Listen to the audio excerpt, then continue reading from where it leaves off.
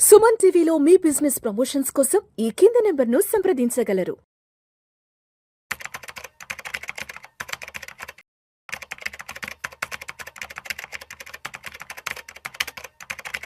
నమస్తే, welcome to Suman TV. నేను విష్ణు. ప్రస్తుతం నాతో పాటు చార్టెడ్ అకౌంటెంట్ లేళ్ల రవీంద్ర బాబు గారు ఉన్నారు. సార్తో మాట్లాడదాం.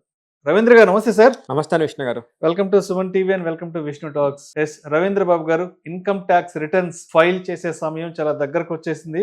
జూలై 31 చివరి రోజు, చివరి డేట్ కాబట్టి సో ఈ టైంలో చాలా మంది ఒక కన్ఫ్యూజన్కి గురి అవుతున్నారు. ITR 1 ఎవరు ఫైల్ చేయాలి, ITR 2 ఎవరు ఫైల్ చేయాలంటూ కూడా కొంత గందరగోళ పరిస్థితి, కొంత డైలమా ఏర్పడింది.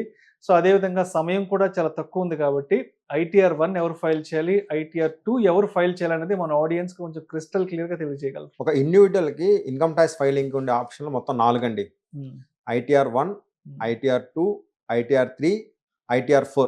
యాక్చువల్గా ఎవ్రీ ఇయర్ ఎలా ఉండేదంటే వీటన్నిటికీ డ్యూ డేటు జూలై 31 ఉండేది. బట్ ఈ ఇయర్ ఏం చేశారంటే గవర్నమెంట్ శాలరీడ్ క్లాస్ని సపరేట్ చేసి బిజినెస్ క్లాస్ని సపరేట్ చేశారు. అంటే ఒక ఎంప్లాయీ శాలరీ జాబ్ చేస్తూ ఉంటే తనకి జూలై 31 డేటు, ఒక చిన్న వ్యాపారస్తుడు లేదా ఒక మిడ్ లెవెల్ బిజినెస్ చేసే పర్సన్ ఉంటే వాళ్ళు ITR 3, ITR 4 ఫైల్ చేస్తారు. వాళ్ళకి డ్యూ డేట్ని జూలై 31 నుంచి ఆగస్ట్ 31కి ఎక్స్టెండ్ చేశారు.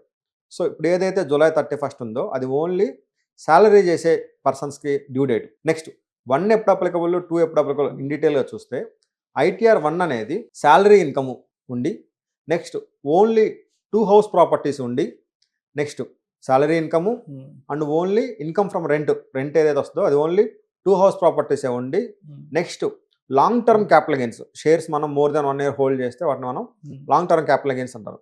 So long term capital gains 1.25 lakhs కన్నా లోపు ఉంటే అండ్ అగ్రికల్చర్ ఇన్కము బిలో 5,000 ఉండి ఈ టోటల్ మొత్తం కూడా 50 lakhs కన్నా తక్కువ ఉంటే ITR 1 అప్లికబుల్.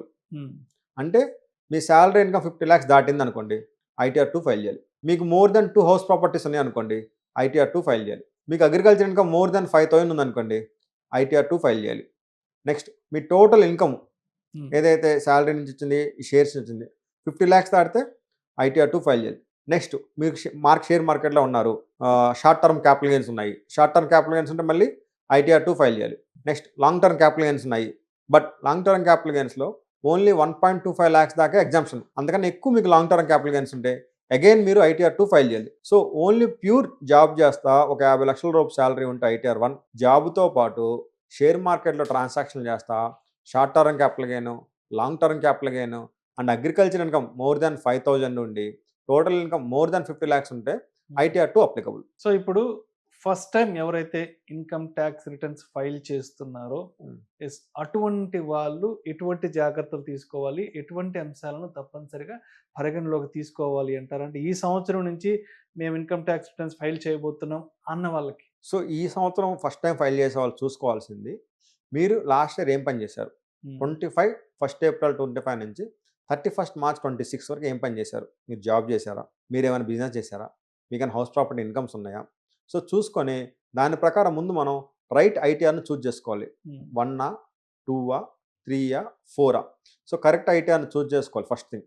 నెక్స్ట్ మనం టోటల్ బ్యాంక్ స్టేట్మెంట్స్లో ఎంత ఇన్కమ్స్ వచ్చినాయి, నెక్స్ట్ 26 AS అని ఉండిద్ది, ఆ 26 ASలో ఎంత ఇన్కమ్ రిఫ్లెక్ట్ అయింది, నెక్స్ట్ AS అని ఉంది యాన్యువల్ ఇన్ఫర్మేషన్ స్టేట్మెంట్, ఆ యాన్యువల్ ఇన్ఫర్మేషన్ స్టేట్మెంట్లో ఏమేమి ఇన్కమ్స్ రిపోర్ట్ అయినాయి, శాలరీ కానీ, డివిడెండ్స్ కానీ, ఇంట్రెస్ట్ ఇన్కమ్ కానీ, ఏమైనా ప్రాపర్టీ అమ్మారు కానీ, అదే షేర్స్ అమ్మినా కానీ. సో ఏదైతే రిపోర్ట్ అవుతుందో ఇవన్నీ కూడా ఒక సింక్లో ఉండాలి, ఇవన్నీ కూడా మ్యాచ్ అవ్వాలి. ఆ మ్యాచ్ అయ్యేటట్టే మనం ఇన్కమ్ ట్యాక్స్ రిటర్న్ ఫైల్ చేసుకోవాలి. నెక్స్ట్ ఇన్కమ్ ట్యాక్స్ డిపార్ట్మెంట్లో మన దీని ప్రకారం ఓల్డ్ ట్యాక్స్ రెజ్యూమ్ ఉండేది, న్యూ ట్యాక్స్ రెజ్యూమ్ ఉండేది, ఆ రెజ్యూమ్ను కూడా మనం కరెక్ట్గా చూజ్ చేసుకోవాలి. సో ఈ 3 ఇంపార్టెంట్ థింగ్స్ మనం పెట్టుకొని ఇన్కమ్ ట్యాక్స్ రిటర్న్ మనం ఈ ఇయర్ కొత్తగా ఫైల్ చేసే వాళ్ళు ఫైల్ చేయాలి. ఇప్పుడు ఫస్ట్ టైం ఫైల్ చేసేవాళ్ళు, రిటర్న్స్ ఫైల్ చేసేవాళ్ళు ఒక రకమైన గందరగోళం గురి అవుతుంటారు, కన్ఫ్యూజన్లో ఉంటారు. అదేవిధంగా సమయం కూడా చాలా తక్కువ ఉందని చెప్పి ఒకటి ఫైల్ చేయవు, ఇంకొకటి ఫైల్ చేస్తారు. ITR 1కి బదులు ITR 2 లేదా ITR 2కి బదులు ITR 1 ఏదో ఒకటి గందరగోళంగా ఆ రిటర్న్స్ అయితే మాత్రం తప్పుగా ఫైల్ చేస్తారు. ఒకవేళ తప్పుగా ఫైల్ చేస్తే ఏం పరిస్థితి? ఇలా తప్పుగా ఫైల్ చేశారు అనుకోండి, మీరు ముందే దాన్ని కనిపెట్టారనుకుంటే మీరు దాన్ని 139(5) కింద రివైజ్ చేయొచ్చు. ఎగ్జాక్ట్లీ. సో మన ఒరిజినల్ రిటర్న్ సెక్షన్ 139(1) కింద ఫైల్ చేస్తాము, సెక్షన్ 139(5) కింద మనం రివైజ్ చేయొచ్చు. ఈ రివిజన్ డేట్ కూడా లాస్ట్ ఇయర్ జూలై 31 ఫైల్ చేస్తే 31 డిసెంబర్ దాకా రివైజ్ చేసుకునేవాళ్ళం. ఈ డిపార్ట్మెంట్ ఏం చేసిందంటే గవర్నమెంట్ 31 జూలై ఫైల్ చేస్తే 31 మార్చ్ 2027 లోపు రివైజ్ చేసుకునే టైం ఇచ్చింది. అంటే August, September, October, November, December ఏదైతే ఎర్లియర్ 5 మంత్స్ ఎక్స్టెన్షన్ డేట్ ఉండేదో ఆ 5 మంత్స్ని కాస్త ఇప్పుడు 8 మంత్స్ చేసింది. సో 8 మంత్స్ లోపు ఎప్పుడైనా మీరు రివైజ్ రిటర్న్ ఫైల్ చేయొచ్చు. ఈ రివైజ్ రిటర్న్ ఫైల్ చేయడం కోసం మీరు ఎటువంటి లేట్ ఫీజు కానీ ఎటువంటి ఇంట్రెస్ట్ కానీ ఏమీ కట్టాల్సిన పని లేదు. ఈ ఒరిజినల్ రిటర్న్ని ఈ రివైజ్ రిటర్న్ అనేది రీప్లేస్ చేసిద్ది. సో రవీంద్ర గారు మరొక క్వశ్చన్ కూడా ఉంది ఐటీఆర్ రిటర్న్స్ ఫైలింగ్కి సంబంధించి. How can a tax payer check the status of an ITR refund? Yes, మనం రీఫండ్కి సంబంధించిన స్టేటస్ని ఎలా చెక్ చేసుకోవాలి? సో రీఫండ్ స్టేటస్ మీరు ఇన్కమ్ ట్యాక్స్ పోర్టల్లో లాగిన్ అయితే వ్యూ ఫైల్ రిటర్న్స్ అనేది ఆప్షన్. ఫైలింగ్లో వ్యూ ఫైల్ రిటర్న్స్ అని. సో వ్యూ ఫైల్ రిటర్న్స్లోకి వెళ్ళి స్టేటస్ చెక్ చేస్తే ప్రాసెస్డా నాట్ ప్రాసెస్డా వచ్చింది. వన్స్ ఇట్ వాజ్ ప్రాసెస్ అయిందంటే కంపల్సరీగా డిపార్ట్మెంట్ నుంచి ఇంటిమేషన్ ఆర్డర్ వచ్చింది. సో ఇంటిమేషన్ ఆర్డర్ చూస్తే ఇంటిమేషన్ ఆర్డర్లో మీకు రిఫండ్ ఉంటే ఆ రిఫండ్ యాక్చువల్గా ఆర్డర్ రిలీజ్ రిఫండ్ రెండు ఒకేసారి జరుగుతాయి. మీరు వెళ్ళి బ్యాంక్ అకౌంట్లో చెక్ చేసుకో. సో ఇంటిమేషన్ ఆర్డర్ ఉంటే మీకు రిఫండ్ వచ్చినట్టే. సో ఇంటిమేషన్ ఆర్డర్ ఇంకా లేదు అంటే మీకు ఇంకా రిఫండ్ రాలేదు. ఇంటిమేషన్ ఆర్డర్ వచ్చి కూడా కొంతమందికి రిఫండ్ రాదు. అలాంటి వాళ్ళు చూసుకోవాల్సింది ఏంటంటే ఇన్కమ్ ట్యాక్స్ పోర్టల్లో వీళ్ళు కరెక్ట్ బ్యాంక్ అకౌంట్ ఇచ్చారా, వీళ్ళు ఇచ్చిన బ్యాంక్ అకౌంట్ యాక్టివ్గా ఉందా, బ్యాంక్ అకౌంట్ ఏమైనా బ్లాక్ అయిందా చెక్ చేసుకొని రిఫండ్ని రీఇష్యూ కోసం మళ్ళీ రిక్వెస్ట్ పెట్టొచ్చు. బట్ అవి మొత్తం కూడా ఆన్లైన్, ఎటువంటి డిపార్ట్మెంట్కి వెళ్ళాల్సిన పని లేదు. ఒకసారి రిఫండ్ ఫెయిల్ అయినా కానీ మళ్ళీ రిఫండ్ రీఇష్యూ రిక్వెస్ట్ పెట్టి కొత్త బ్యాంక్ ఏదైతే ప్రజెంట్ యూజ్ చేస్తున్నారో యాక్టివ్లో ఉన్న బ్యాంక్ అకౌంట్ ఇస్తే ఆ బ్యాంక్ అకౌంట్కి ఆ రిఫండ్ క్రియేట్ అయిపోద్ది. అండ్ అదేవిధంగా డ్యూ డేట్ తర్వాత ఇన్కమ్ ట్యాక్స్ రిటర్న్స్ ఫైల్ చేస్తే పరిస్థితి ఏంది? Income tax return filing 31 July due date తర్వాత ఫైల్ చేసిన దాన్ని బిలేటెడ్ రిటర్న్ అంటారు. 139(4) కింద బిలేటెడ్ రిటర్న్ ఫైల్ చేయొచ్చు. అది 31 డిసెంబర్లో ఫైల్ చేయొచ్చు. వన్స్ ఒకసారి బిలేటెడ్ రిటర్న్ ఫైల్ చేస్తున్నారంటే మీకు లేట్ ఫీజు 5,000 పడుతుంది. 5,000 లేట్ ఫీజు 5,000 లేట్ ఫీజు పట్టింది. Below more than 5 lakhs income అయితే, బిలో 5 lakhs ఇన్కమ్ అయితే 1,000 పడుతుంది first thing. Next after due date file చేస్తుంటే ఇన్కమ్ ట్యాక్స్ రిటర్న్ మనం కంపల్సరీగా న్యూ ట్యాక్స్ రెజ్యూమ్లోనే ఫైల్ చేసుకోవాలి. ఓల్డ్ ట్యాక్స్ రెజ్యూమ్ అనే ఆప్షన్ లేదు. బిఫోర్ డ్యూ డేట్ ఫైల్ చేసే వాళ్ళకే ఓల్డ్ న్యూ అనే పర్సెప్షన్ ఉండేది, కానీ ఆఫ్టర్ డ్యూ డేట్ ఫైల్ చేసే వాళ్ళకి ఓల్డ్ అనే ఆప్షన్ లేదు. ఓన్లీ కంపల్సరీగా న్యూ ట్యాక్స్ రెజ్యూమే ఫైల్ చేసుకోవాలి. Next after due date file చేసుకుంటే ఏమైందంటే ఏదైనా లాసెస్ ఉన్నాయనుకోండి, ఇప్పుడు మీరు ఈరోజు షేర్ మార్కెట్లో బిల్ చేశారు, మీకు షార్ట్ టర్మ్లో షేర్స్ అమ్మేశారు, లాస్ వచ్చింది, లాంగ్ టర్మ్లో లాస్ వచ్చింది. ఈ లాసెస్ని డిపార్ట్మెంట్ ఏం చేసిందంటే నెక్స్ట్ 8 years పాటు క్యారీ ఫార్వర్డ్ చేసుకోండి, మీకు ఫ్యూచర్లో ఏమైనా ప్రాఫిట్స్ వస్తే ఆ ప్రాఫిట్స్ అడ్జస్ట్ చేసుకోండి అని చెప్పింది. మనం కనుక ఆఫ్టర్ డ్యూ డేట్ ఫైల్ చేస్తే ఆ లాసెస్ని క్యారీ ఫార్వర్డ్ చేసుకోలేము. మీకు 2 లక్షలు 3 లక్షలు షేర్ మార్కెట్లో లాస్ వస్తే ఆ లాస్ పోయినట్టే. అదే వితిన్ ద టైం ఫైల్ చేస్తే ఆ లాస్ని ఫ్యూచర్లో 2-3 లక్షల లాభం వస్తే ఆ రెండింటికి అడ్జస్ట్ చేసి ట్యాక్స్ కట్టాల్సిన పని ఉండదు.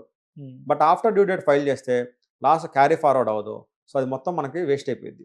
సో పెనాల్టీ పడుద్ది, ఓల్డ్ ట్యాక్స్ రెజ్యూమ్ చూస్ చేసుకోలేము, లాసెస్ని క్యారీ ఫార్వర్డ్ చేసుకోలేము. సో ఇంప్లికేషన్ చాలా సీరియస్గా ఉంటాయి. ఇప్పుడు అదేవిధంగా ITR 1 ఫైల్ చేయడానికి ఎటువంటి డాక్యుమెంట్స్ని సిద్ధం చేసుకోవాలి మన వైపు?